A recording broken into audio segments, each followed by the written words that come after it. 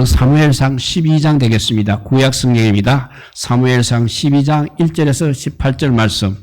페이지 수로는 구약 성경 425페이지 되겠습니다. 425페이지 사무엘상 12장 1절에서 18절 말씀을 우리 같이 읽고 또 은혜 받도록 하겠습니다. 사무엘상입니다. 12장 1절에서 18절 425페이지 다 찾아서 함께 읽도록 하겠습니다. 사무엘상 12장 1절에서 18절 찾았으면 같이 읽겠습니다. 사무엘이 온 이스라엘에게 이르되 보라 너희가 내게 한 말을 내가 다 듣고 너희 위에 왕을 세웠더니 이제 왕이 너희 앞에 출입하느니라. 보라 나는 늙어 머리가 휘어졌고 내 아들들도 너희와 함께 있느니라. 내가 어려서부터 오늘까지 너희 앞에 출입하였거니와 내가 여기 있나니 여호와 아까 그의 기름 부음을 받은 자 앞에서 내게 대하여 정언하라. 내가 누구의 소를 빼앗았느냐 누구의 나귀를 빼앗았느냐 누구를 속였느냐 누구를 압제하였느냐 내 노를 흐리게 하는 뇌물을 누구의 손에서 받았느냐 그리하였으면 내가 그것을 너희에게 갚으리라 하니 그들이 이르되 당신이 우리를 속이지 아니하였고 압제하지 아니하였고 누구의 손에든지 아무것도 빼앗은 것이 없나이다 하니라. 사무엘이 백성에게 이르되 너희가 내 손에서 아무것도 찾아낸 것이 없음을 여호와께서 너희에게 대하여 정언하시며 그의 기름 부음을 받은 자도 오늘 정언하느니라 하니 그들이 이르되 그가 정언하시나이다 하니라. 사무엘이 백성에게 이르되 모세와 아론을 세우시며 너희 조상들을 애굽 땅에서 인도하여 내신 이는 여호와이시니 그런즉 가만히 서 있으라. 여호와께서 너희와 너희 조상들에게 행하신 모든 공의로운 일에 대하여 내가 여호와 앞에서 너희와 담론하리라.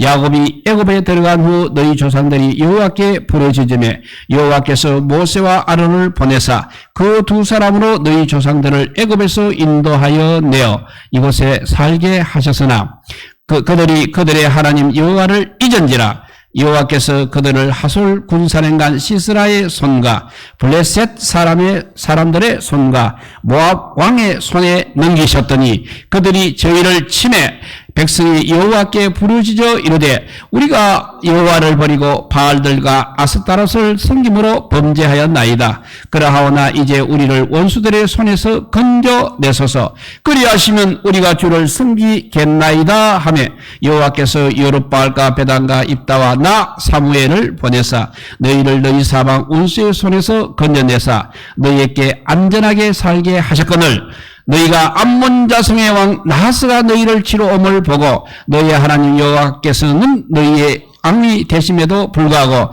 너희가 내게 이르기를 아니라 우리를 다스릴 왕이 있어야 하겠다 하였도다.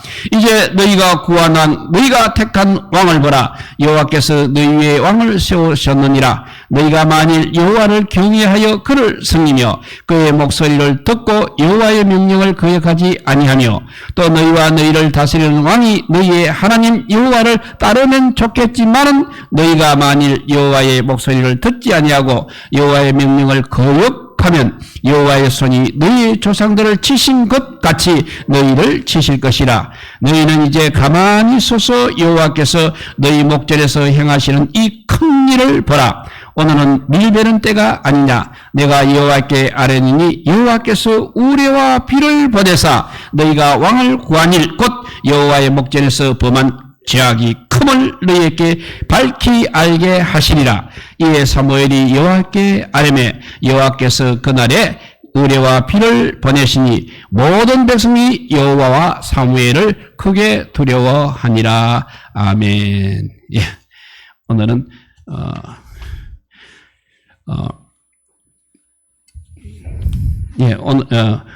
오늘 사무엘서 12장 통해서 하나님을 섬겨야되지 사람을 의지하면 안 된다는 말씀이 되겠습니다. 우리가 갑자기 어려운 일을 당하게 되면 제일 먼저 주변에 아는 사람이 있는지를 먼저 생각하게 됩니다. 그리고 사람들에게 전화를 해서 물어보기도 합니다. 누구 아는 사람 없느냐? 이 방면에 좀 힘 있는 사람 누구를 알고 있느냐 그러면서 그 방면에 영향력을 가지고 있다고 생각하는 어떤 사람에게 이 문제를 부탁하려고 합니다. 그렇게 해서 문제가 해결되는 경우도 있습니다. 그러나 그렇게 인생을 살다 보면 원칙에 의해서 살기보다는 오히려 사람을 의지해서 살게 되는 것입니다. 그런데 불신자라면 뭐 괜찮습니다. 그러나 우리 그리스도인들은 그렇게 살면 안 되는 것입니다. 우리는 사람보다 더 능력 있으신 하나님을 믿고 살기 때문인 것입니다. 살아보면 우리가 경험하는 것이지만 사람은 아무리 위대해도 우리 인생에 궁극적인 답을 주지는 못하는 것입니다. 그러니까 사람이 해답이 될 수 없다는 말이 되겠습니다. 사람을 의지하게 되면 일이 잘 풀리는 것이 아니라 오히려 더 꼬이게 되는 것입니다. 성경에도 그런 예가 많이 나오고 있습니다. 요셉이라는 사람이 누명을 쓰고 억울하게 감옥에 갔을 때였습니다. 그 감옥에 당시 왕의 술 맡은 자와 떡 굽는 자가 들어왔습니다. 요즘 말로 하면 청와대 비서관쯤 되는 사람입니다. 왕의 최측근에서 왕의 음식들을 먼저 먹어보고 확인하는 그런 직책입니다. 어느 날 두 사람이 꿈을 꾸었습니다. 그런데 해석을 못합니다. 그래서 꿈 해석에 재능이 있는 요셉이 듣고 그 꿈을 해석해 주었습니다. 떡 맡은 자는 곧 죽게 되고 술 맡은 자는 다시 복직이 되어 왕을 모시게 된다는 해석이었습니다. 그러면서 술 맡은 자에게 부탁을 합니다. 당신이 내 예언대로 옥에서 나가 복직되어 왕을 모시게 되면 왕에게 내 억울한 사정을 잘 말씀드려서 나를 여기서 좀 보내주십시오 했습니다. 요즘 말하면 청탁을 한 것입니다. 하나님 보시기에 이런 일은 어떻게 하시겠습니까? 기뻐하시는 일입니까? 싫어하시는 일입니까? 물론 싫어하시는 일입니다. 이후에 장단을 읽어보면 이 술 맡은 자는 감옥에 나가자 말자 그의 부탁을 곧 잊어버립니다. 요셉은 그래서 몇 년 더 감옥에서 고생을 해야 하는 것입니다. 요셉의 문제가 무엇이겠습니까? 하나님을 믿는 사람이 하나님 아닌 사람을 통해서 이렇게 문제를 해결하려 했다는 것입니다. 만일 그렇게 해서 문제가 해결되었다면 사람들이 저 술 맡은 자가 요셉을 감옥에서 건져 주었다고 할 것입니다. 그러나 이것이 바로 우리 하나님께서 싫어하시는 것이라는 것입니다. 하나님께서는 우리를 통해서 항상 영광 받으시기를 원하고 계십니다. 또 우리를 통해서 찬양 받으시기를 원하고 계십니다. 그런데 우리가 가진 문제가 하나님 아닌 다른 존재, 다른 사람을 통해서 해결되었다면 하나님이 영광 받지 못하게 되는 것입니다.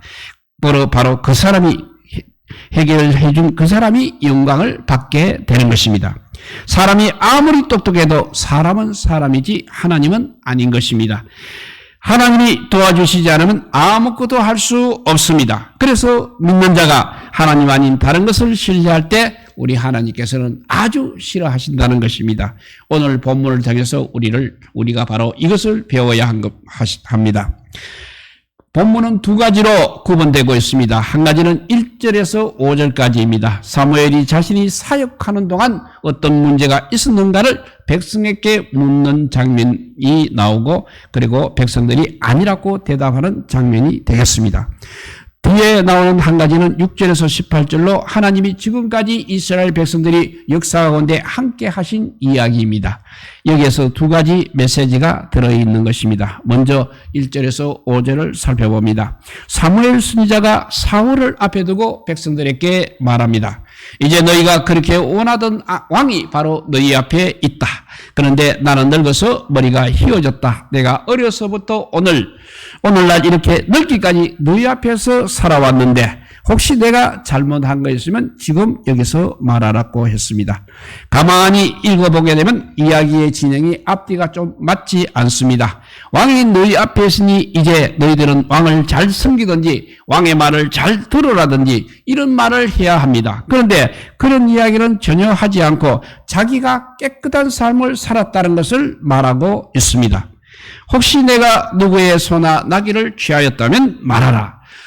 내가 누구를 속였다면 말하라. 내가 누구를 압제하였다면 말하라. 내가 누구의 뇌물을 받았다면 말하라고 묻고 있는 것입니다.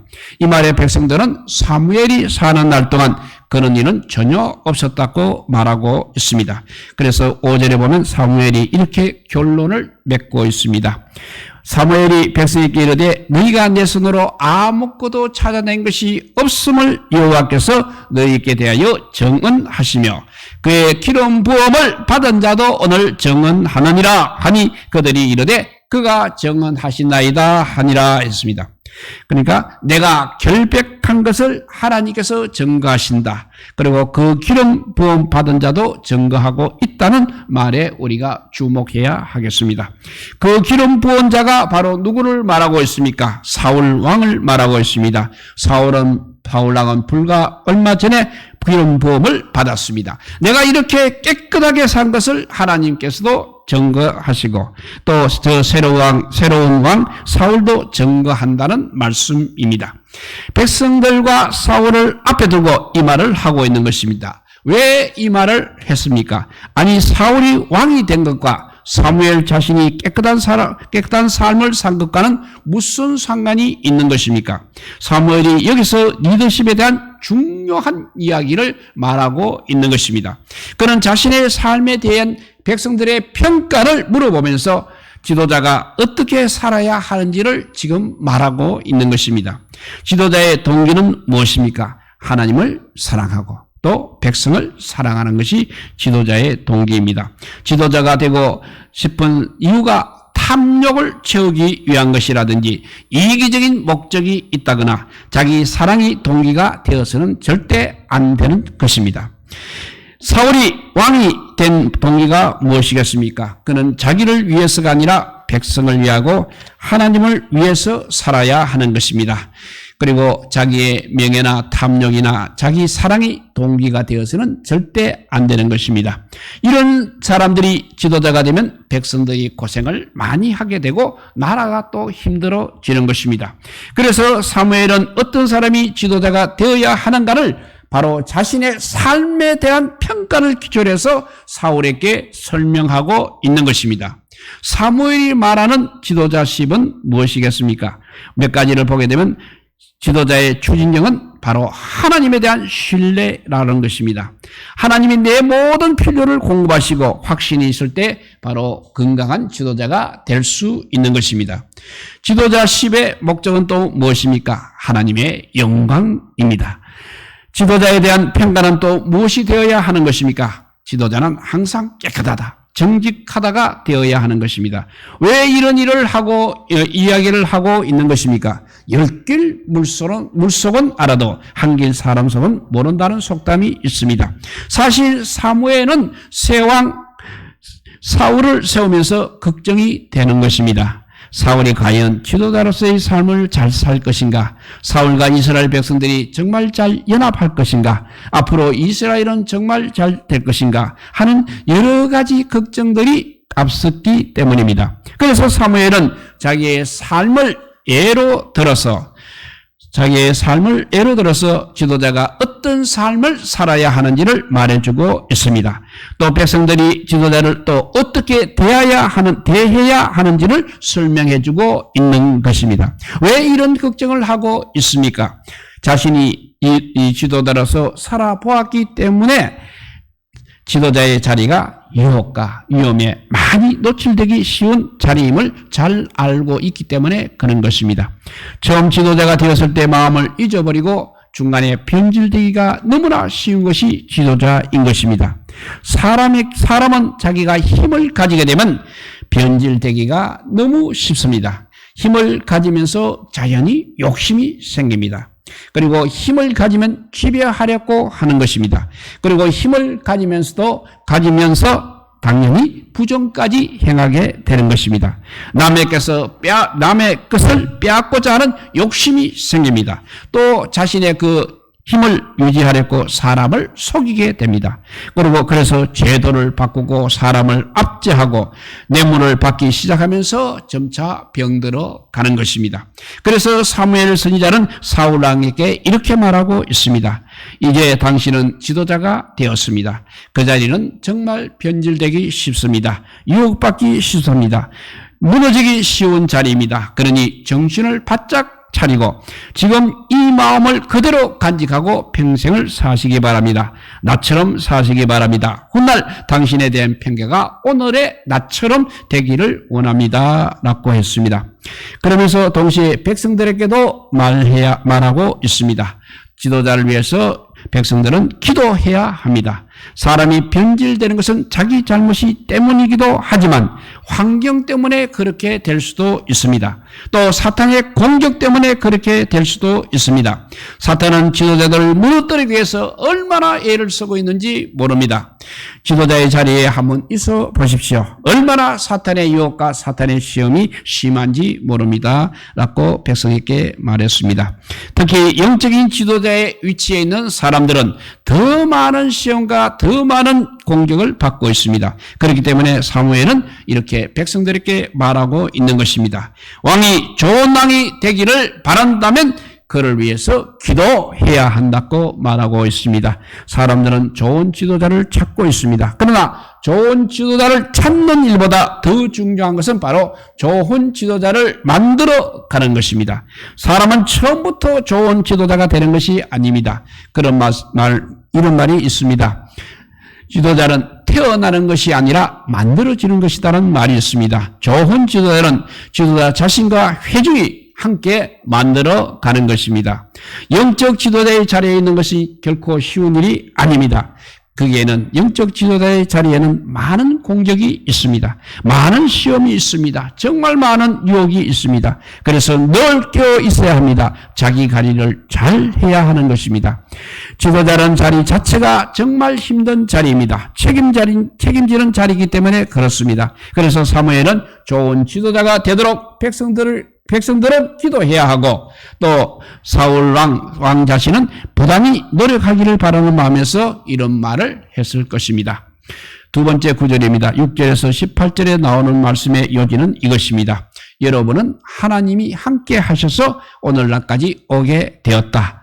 애굽에서 종살이 하던 때도 하나님이 건져주셨고 하나님을 잊고 살다가도 회개하고 도움을 요청하면 하나님이 도와주셔서 다시 일어서게 하시고 또 필요하면 하나님이 사람을 들을 세워주시고 보내주셔서 도와주게 하셨다 하는 것이 6절에서 18절 말씀의 요지가 되겠습니다. 그러니까 다 하나님께서 도와주신 것이라는 말입니다. 그런데 이스라엘 백성들이 거꾸로 우리에게도 이제는 하나님이 아닌 왕이 있어야 하겠다고 생각하고 왕을 요구했습니다. 그래서 또 하나님이 왕을 세워주셨습니다.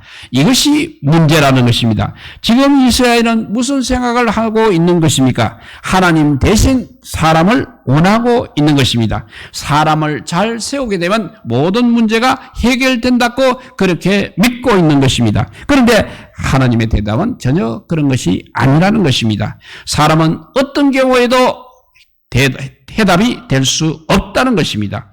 인생의 모든 문제는 바로 하나님이 해답이지 사람이 해답이 아니라는 것입니다. 사람은 답이 될 수도 없고 되었어도 안 된다는 것입니다. 하나님만이 답이라는 것입니다. 그런데 우리가 살다 보면 우리는 하나님보다는 사람을 더 신뢰하게 됩니다. 사람을 더 찾게 됩니다. 이 능력 있는 사람, 유능한 사람만 만나면 모든 것이 해결되리라고 믿는 것입니다. 그래서 실력 있는 사람, 유능한 사람을 찾게 되는 것입니다. 그런데 그러면 그럴수록 문제가 더 꼬이게 되고 해결이 되지 않는 것입니다. 해결되는가 싶으면 더 깊은 수렁으로 빠져들어가는 것입니다. 왜냐하면 사람이 답이 아니기 때문입니다.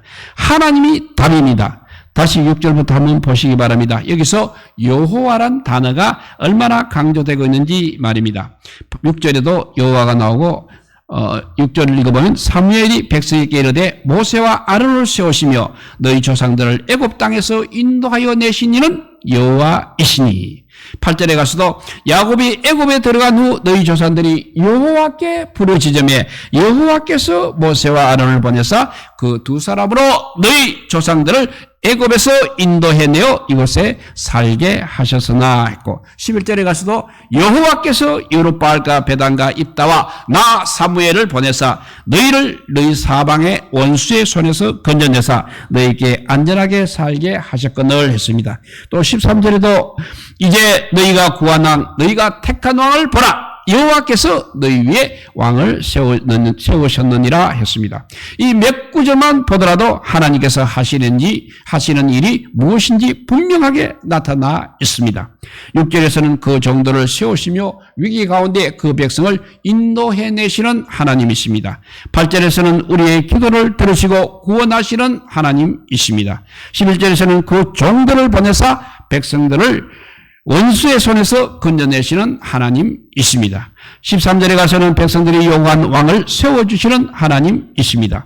이 모든 일을 누가 한 것입니까? 하나님께서 하셨습니다. 하나님이 이런 일을 주도적으로 하시고 계십니다. 반대로 말하면 하나님이 하시고자 안 하면 아무것도 할 수 없다는 말이 되는 것입니다. 우리 인간이 아무리 노력하고 애써도 아무것도 이룰 수가 없는 것입니다.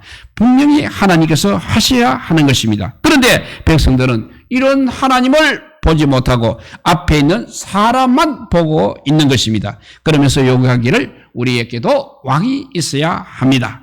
왕만 있으면 됩니다. 우리가 이렇게 고생하는 것은 왕이 없어서입니다. 라고 하면서 왕을 세워달라고 요구했습니다. 참으로 어리석은 생각인 것입니다. 왕을 세우시는 분이 누구십니까? 하나님이십니다.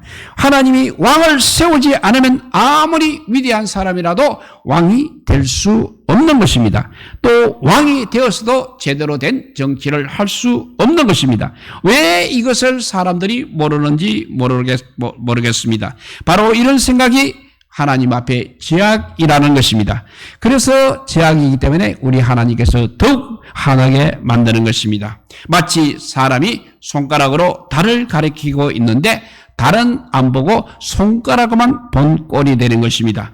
그러니까 얼마나 어리석은 일입니까? 얼마나 답답한 일입니까? 그래서 이 어리석음에 대해 징계하시는 장면이 바로 마지막에 나오는 17절, 18절 말씀이 되겠습니다. 17절, 18절입니다. 오늘은 밀베는 때가 아니냐. 내가 여호와께 아뢰니니 여호와께서 우레와 피를 보내사 너희가 왕을 구한 일 곧 여호와의 목전에서 범한 죄악이 큼을 너희에게 밝히 알게 하시리라. 이에 사무엘이 여호와께 아뢰매 여호와께서 그날에 우레와 피를 보내시니 모든 백성이 여호와와 사무엘을 크게 두려워하니라 했습니다. 통상 이스라엘에서 비를 베는 때는 5월 중순에서 6월 중순으로 건기가 되는 계절입니다. 그러니까 건기니까 이때는 비가 오지 않습니다. 그런데 당연히 비가 오지 않으니까 당연히 번개도 없는 때입니다. 그런데 사무엘이 하나님께 기도를 했더니 하나님이 우레와 비를 내리셨습니다. 우리는 보통 심판의 상징으로 이것을 알고 있습니다. 여름 장마철에 평둥 번개가 치게 되면 그 큰 소리에 우리의 가슴이 콩닥콩닥 뛰지 않습니까? 그런데 이보다 더 큰 천둥 번개가 내리쳤다고 한번 생각해 보십시오. 이스라엘 백성들 중에 몇 사람은 아마 기절을 했을 것입니다. 그래서 사람이 두려워하여 여호와와 사무엘을 두려워했다고 했습니다. 이것은 하나님 대신 인간을 구하는 것이 얼마나 우리 하나님을 화내게 만들고 얼마나 큰 재앙인지를 보여주는 것입니다. 하나님이 언제 화를 내십니까? 우리의 모든 중요한 결정에서 우리 하나님이 빠질 때 그때 하나님께서는 화를 내십니다. 왜냐하면 무시당하는 것처럼 기분 나쁜 것이 없기 때문입니다. 또 하나님보다 사람에게서 해답을 찾아야 할 때 역시 우리 하나님은 화를 내십니다. 지금 이스라엘 역사에서 왕이 없어서 문제가 된 경우는 없는 것입니다. 왜냐하면 우리 하나님께서 혼자서 다 해주셨기 때문입니다. 왕이 없어도 하나님만 계시면 문제는 없는 것입니다. 그런데 왜 왕을 구하느냐 하는 것입니다. 왕은 사람에 지나지 않는 것입니다. 하나님이 세우시는 도구에 지나지 않습니다. 우리 하나님이 다 하셨습니다. 하나님을 찾으면 되는 것입니다. 그런데 그런 하나님을 그런 하나님을 거절하고 사람을 요구하는 것은 엄청난 죄악이라는 것을 보여주고 있습니다. 오늘날 우리에게도 한번 적용해 보겠습니다. 혹시 어떤 사람이 변화되기를 바라고 있지 않습니까? 그 사람만 바뀌면 모든 문제가 해결될 텐데 그 사람만 바라보고 있지 않습니까? 그것이 바로 사람을 의지하는 것입니다. 어떤 사람이 뭘 해준다고 약속한 것 없습니까? 내가 틀림없이 취직자리를 알아볼 것이니까 기다리라. 아니면 당신 자녀 진학에 대해서 책임지겠다. 그러나 그렇게 사람이 말해도 하나님이 열어주시지 않으면 사람이 열 수 없는 것입니다. 반드시 하나님께서 허락하셔야 되는 것입니다. 그런데 우리는 하나님 대신에 사람을 바라보고 있다는 것입니다. 거기서 상처가 옵니다. 사람은 우리의 기대를 채울 수 없을 뿐만 아니라 우리에게 만족을 주지도 않습니다. 왜냐하면 우리 사람은 변질되기 쉽기 때문입니다. 그런데 많은 사람들이 사람을 바라보고 있습니다. 거기서 해답을 얻거나 위로를 얻으려고 하고 있습니다. 그 사람을 변화시켜 달라고, 그 사람만 변하면 된다고 기도하고 있습니다. 그런데 잘 변하지 않으니까 실망하게 되고 낙심하게 되고 상처를 받게 됩니다. 사람을 의지하면 꼭 그 의지하던 사람에게서 상처를 받는 것입니다. 그것이 바로 사람 아닌 하나님만 의지하라는 사인인 것입니다. 혹시 사람 때문에 힘들고 사람 때문에 상처받으신 분이 있습니까? 아프지만 우리는 하나님의 음성을 들어야 합니다. 사람은 해답이 아니라는 것입니다. 하나님을 바라볼 때 우리 하나님께서 해결해 주시는 것입니다. 하나님이 해결하지 못할 때는 문제는 아무것도 없기 때문에 해결하지 않는 것입니다. 우리 모두 사람을 바라보지 않고 하나님을 의지하고 하나님의 음성을 들으며 하나님께서 해결해 주시는 그 능력을 보시기를, 그 능력을 체험하시기를 우리 주님의 이름으로 축복드립니다. 기도하겠습니다. 사랑의 하나님 감사합니다. 오늘날도 누구누구가 없었으면 좋겠다고 생각하고 있습니다.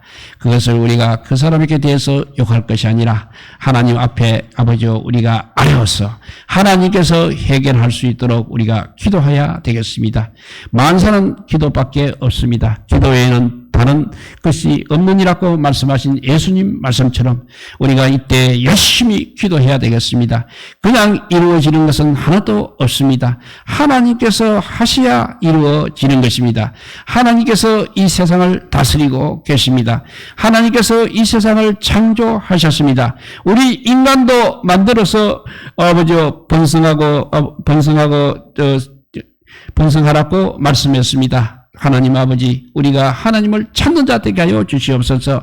그런데 아버지 거꾸로 가고 있습니다. 하나님을 찾는 사람들이 점점 사라지고 있습니다. 주님 용서하여 주시고 돌아올 수 있도록 주님 역사하여 주시옵소서. 모두 나와서 주님 앞에 엎드리는 아버지, 그럴 때 아버지 엎드려 기도할 때 하나님께서 다 해결해 줄 줄 믿고 감사하고 예배를 드리는 우리 모든 성도들 되게 하여 주시기를 간절히 빌고 원하오며 우리 구주 예수 그리스도 이름으로 기도드리옵나이다. 아멘.